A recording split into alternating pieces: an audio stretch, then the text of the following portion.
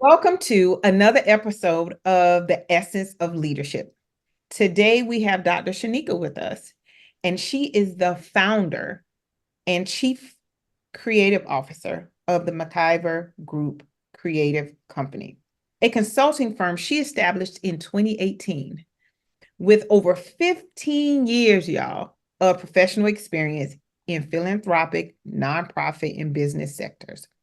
Dr. McKiever specializes in culturally competent programming, training, and services tailored to the lived experiences of women and people of color. She holds a doctorate in leadership studies from North Carolina A&T State University and focuses her research on adaptive leadership, culturally inclusive leadership, and the development needs of Black women entrepreneurs.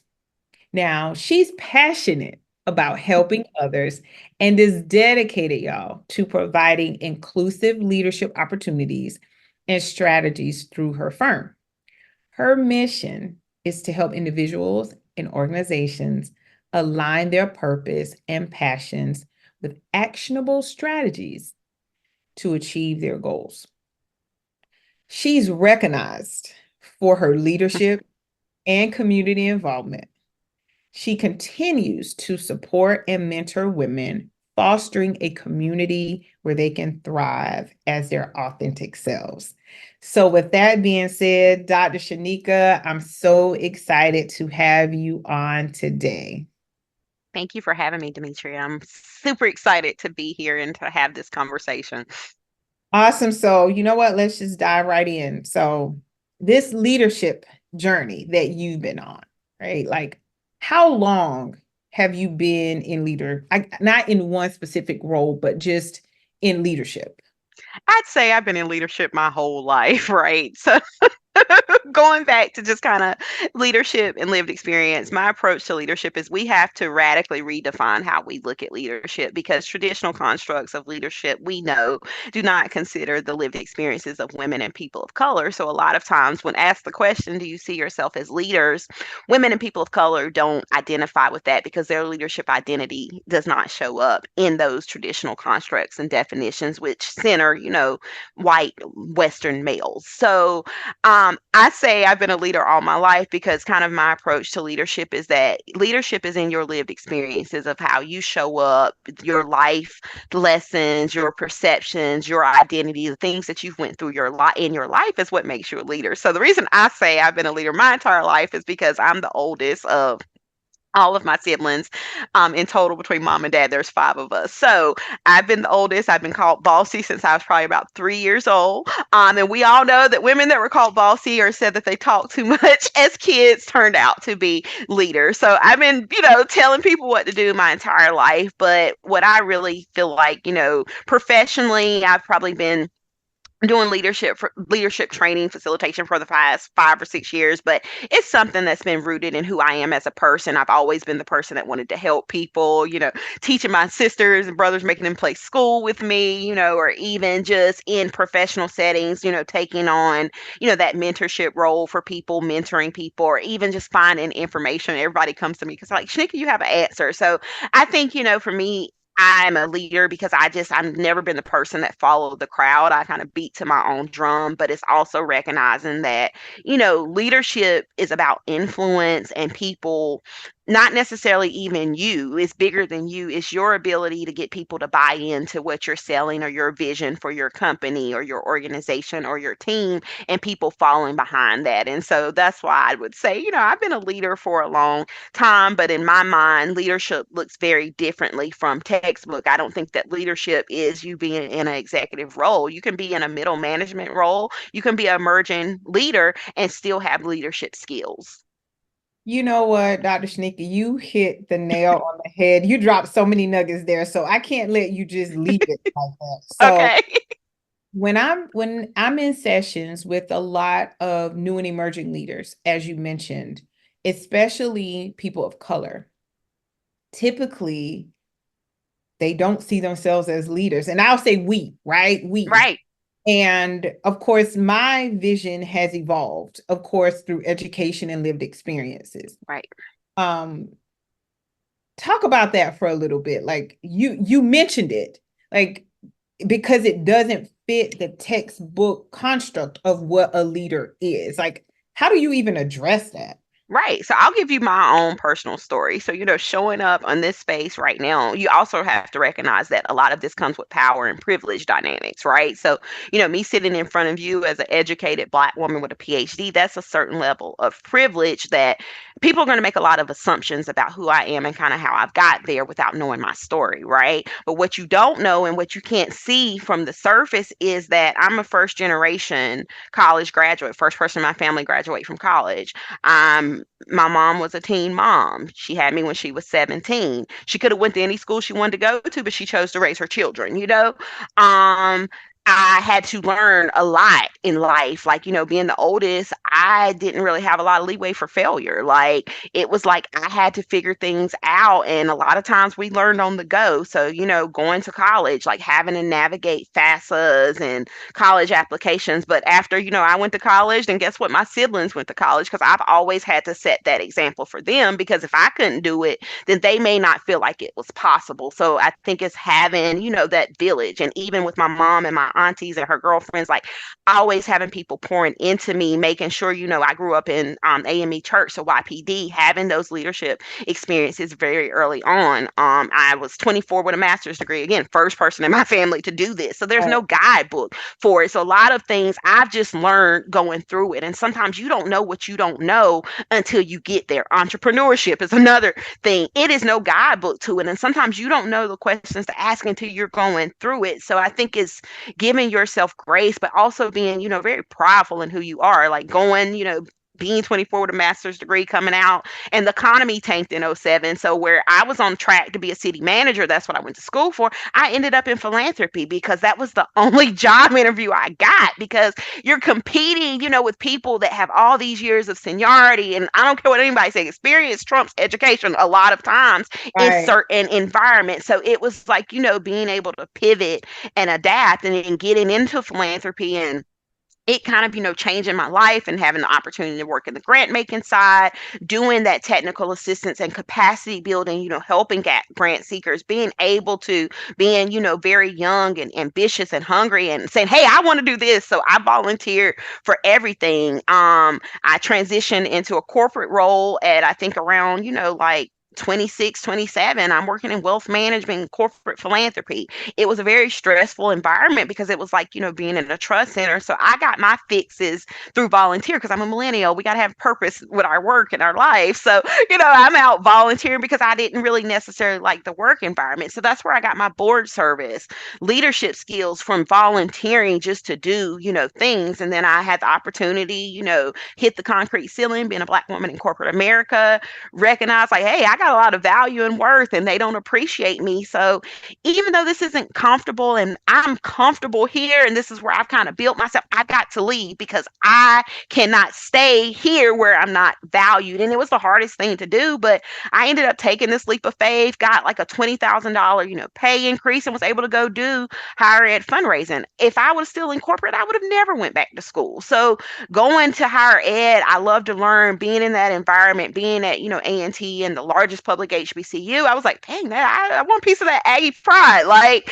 so, I went back to school on a whim. It was plum craziness, but we did it. And so, kind of just going through these things and not being scared to challenge yourself, finding the risk in your challenges and being willing to kind of take those opportunities and knowing that I've always been kind of confident, but also being unapologetically confident in who I am and recognizing that, hey, I've got a light that shines bright and everybody's not going to be okay with that.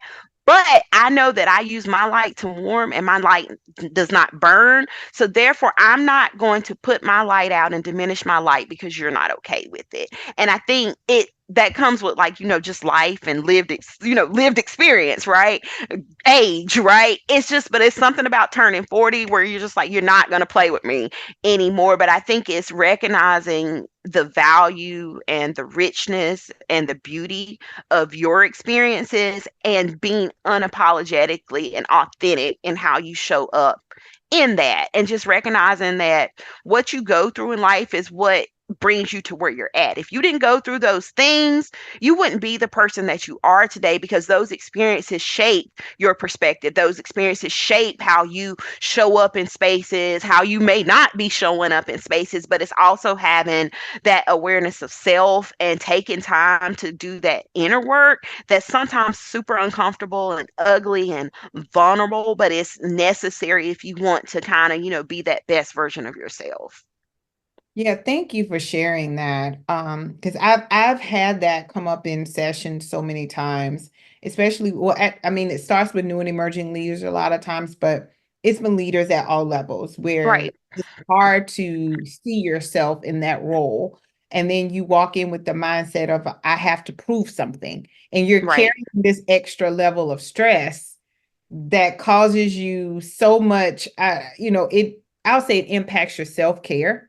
It And does. then now you're like, I need to work extra hours. I need to get there early. I got to work, quote unquote, 2 times as hard or 3 times as hard. And Right.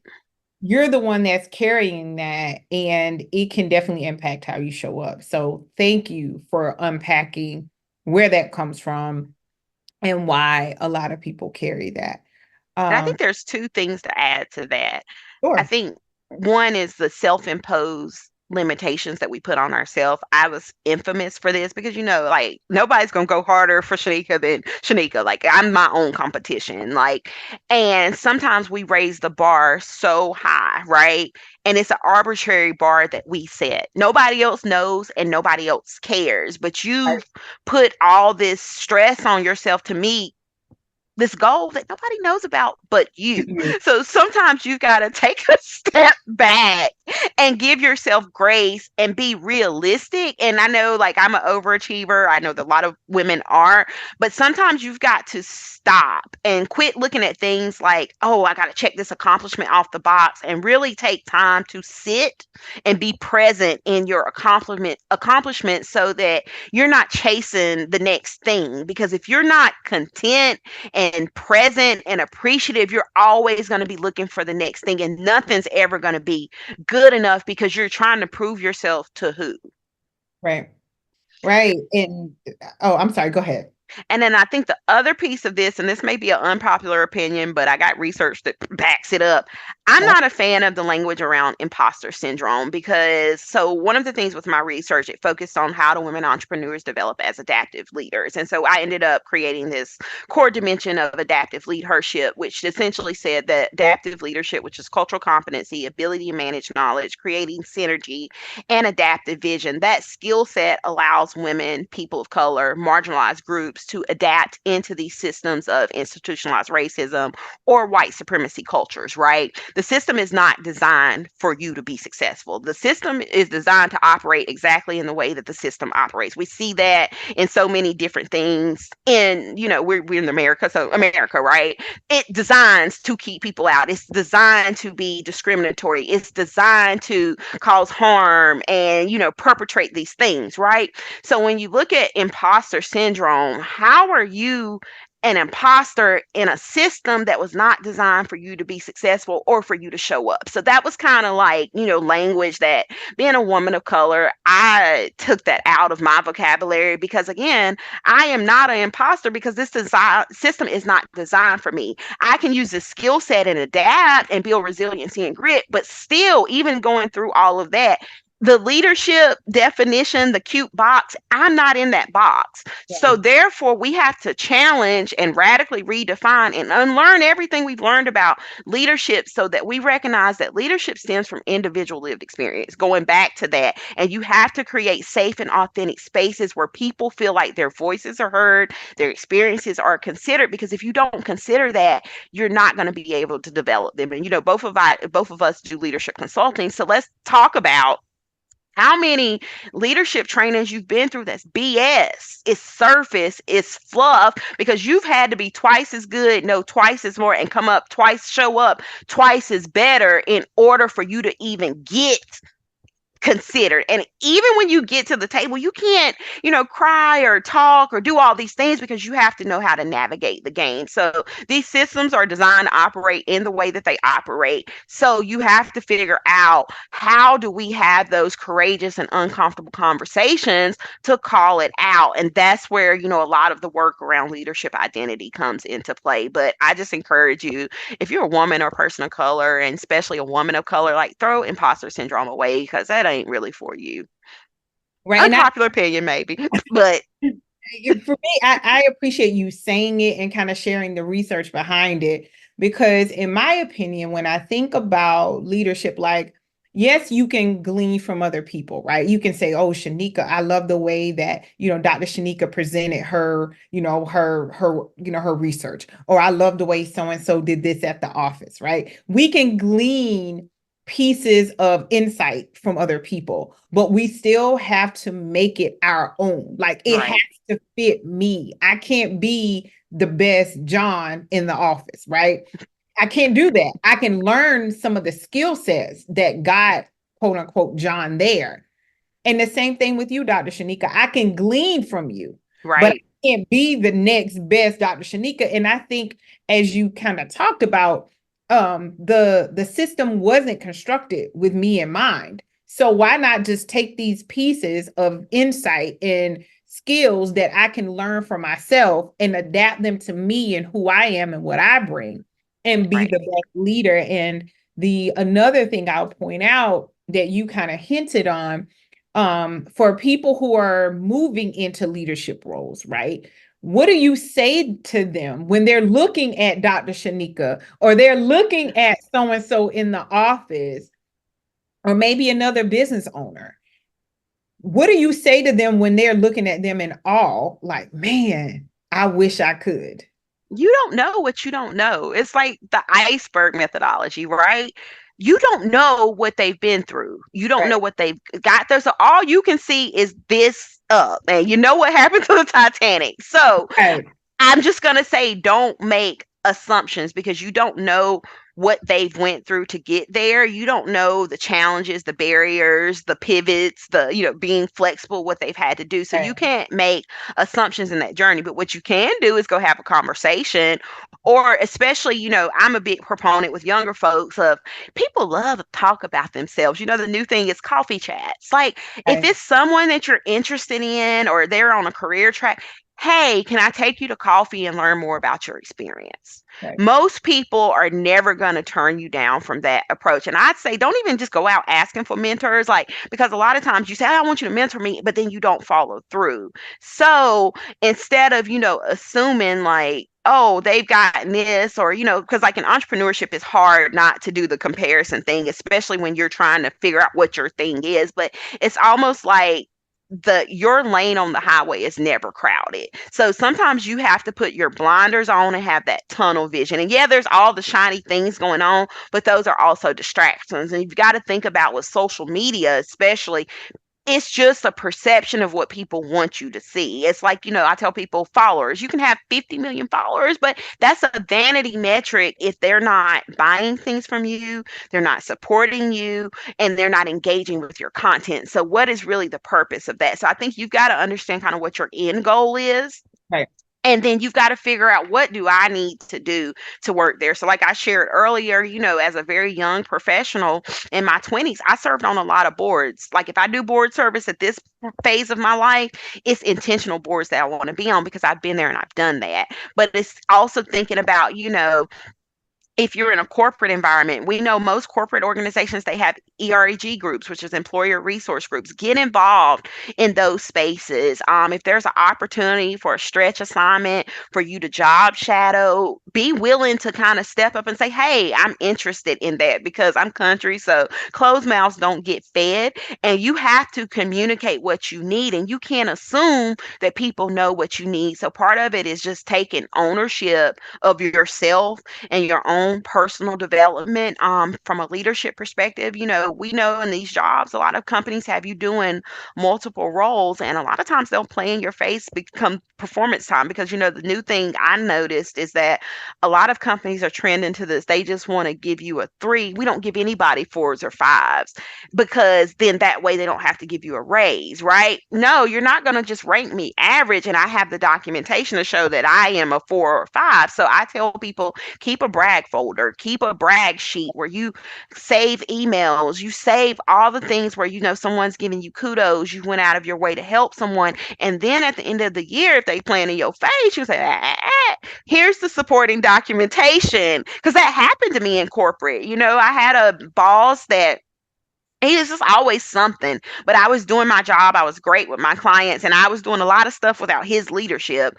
And when it came time for my performance review, he tried to rate me as a 3. And I was like, I had a stack like this of, where I had stepped up and I was like, I'm not signing off on that. I don't agree with that rating. And here's why. And I was actually able to get my rating changed to a 4, but it was only because I had the supporting documentation. So I think it's just, documenting your work, knowing your value, and also recognizing when, it's time to go. Like, because sometimes you got to go in, and again, maybe an unpopular opinion, but I'm a millennial. I ain't staying nowhere more than 2 or 3 years. Like, go in, get your experience, and move on. Because if you're in corporate, you got to step outside to get your money. Like, right. No, you're right. Now, you mentioned something, how you had to make some changes. You left corporate. Like, when you think about failures or setbacks in your life, like, how do you handle those from a leadership perspective? so I think failure gets a bad rap, right? Mhm. Because failure and some of your failures are the best lessons learned. And if you're not failing frequently, are you trying hard enough, right? Because you've got to try things. And I think I'm gonna speak so more so to entrepreneurship. Our business has become like our baby, right? And we get so protective over it, and it's like, oh, it's got to be perfect. And I'm gonna give you an example of what happened to me last year, but it was the best. It was a flop. I had this product, like I said, I'm country. It was like around, concept of reel it in, fishing, kind of going through the phases of fishing to Right. how you approach your business, right? And so like I had put together this program. I was going to do it beta pricing like 475. It was the best in my head. It was like the best thing to slice bread. This was a great program. It was going to be sold out, right? Nobody bought it. It was a flop.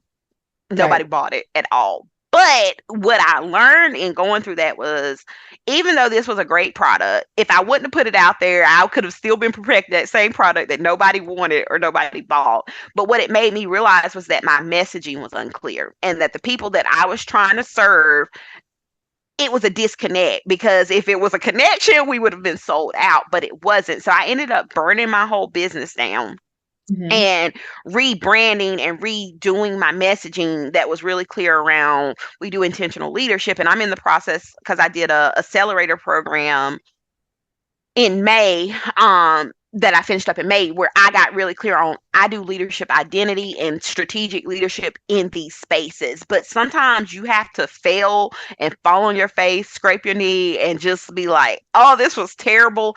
But you have to look at, why didn't it work? What can I learn from this? And how am I really supposed to be showing up in my gifts and talents? Because sometimes we go the easy route versus the route of what we're supposed to be doing. So I tell people, failure, fear, and nerves, like those are all a natural part of the process, that if you wasn't nervous, is it something you should be doing? If you Right. didn't try, if you don't try different things, you're never going to know, what works. So I would say, don't look at failure as this was bad and this was terrible. Look at it like, okay, yeah, this happened, but what can I learn from this? Because I'm a believer that everything happens for a reason and there's always some lesson. And with business and life, you're going to keep getting that lesson until you take heed to it. So failure is where you learn your lessons and grow and really kind of come into your own, and not necessarily it didn't work out. So you got to try things to figure out what works. Right. Now, as we kind of get close to the end of the interview, I have a couple more questions I want to Okay. ask.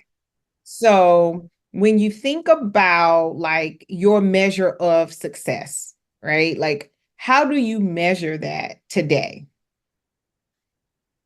I think for me is, I am super intentional in the work that I take on. So I had to get really clear around everybody's not my client. And just because it may sound, it's okay if it's not a fit. And I'm not going to be everybody's cup of tea. But I know that with the work that I do, even if we just have a coaching consult, you're going to be able to leave our conversation with some key tangibles and takeaways that you'll be able to go and do the work with or without me. So I try to make sure that my clients have actionable strategies, that the impact is there, and there's no better feeling of success when you are having a training. So I'll give an example. I had a training about 2 weeks ago where I was doing some training with a national organization, and we had an action plan and exercise. And one of the participants was like, "Oh my God, we've been trying to figure out how to do this for a year. And you just gave us a very simple process, and we were able to do it in 10 minutes. And then we're going to be able to apply this work for it." So when people have that aha moment, and I'm able to take away that complex information and that feeling of overwhelming and give them a clear, well defined strategy that aligns with their lived experience that they can execute, then that's how I know that my work is impactful. Or even, when you get those referrals, or, I do a lot of nonprofit consulting work, just seeing it in the community is a tangible impact, and knowing that you had a part of it. It's like planting seeds. If you plant seeds in other people and organizations, when they harvest, you're going to reap the benefit of that harvest as well. So I think it's just, you know, recognizing the work's bigger than you and just showing up authentic, purposeful, and intentional. And then I think you'll get the impact there. Right, right. Now, my last question is, Okay. what is it that drives you, Dr. Shinika, to continue to be abreast of what's happening in the industry? Continuing that research. What is it that drives you to do that? I mean, I think for me, I've lived a lot of the things that I show up and I practice what I've preached. I've been in those shoes. Like when I did my dissertation research, like doing those interviews and speaking with these women entrepreneurs, like I had to sit on my hands because I just like I see myself in their experiences, but you have to be objective when you're doing research. So you can only ask the questions. You can't input because that may, sway the conversation. But it's just, knowing that the work that I do every day is needed, knowing that organizations, especially nonprofit leaders of color, struggle with capacity, and knowing that I can come in and bring, this different, fresh perspective, because the work I do is really different, and able to build that trust, but also equip them with the tools that they feel confident in their leadership ability, that they can lead with confidence and clarity, and also have clear Yeah. processes and action steps and strategies that feels good for them to execute. That's what makes me do what I do. Like my purpose my whole life has really been helping people. And so I'm really excited because now I'm niching down even more in leadership and capacity building in certain spaces. And it's like, no, this is what I do. This is the work I would do for free, that I've done for free, but it's really about helping people align into their purpose so that they can show up in what they value, and helping people validate that your experience is real, your voice is heard, and I want to create a space where you feel safe speaking up, but also asking for help to get what you need. That's what it's about for me.